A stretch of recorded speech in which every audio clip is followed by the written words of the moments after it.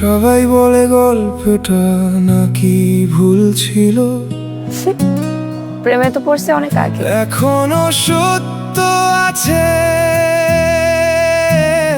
মুখে না বলা কথাগুলো চোখে লিখে যায়। আসসালামু ভেতরে যেতে বলবা না? দুইজন এই রুমে একা একা বসে আছি, উইয়ার্ড লাগতেছে। এই রুমে আয়।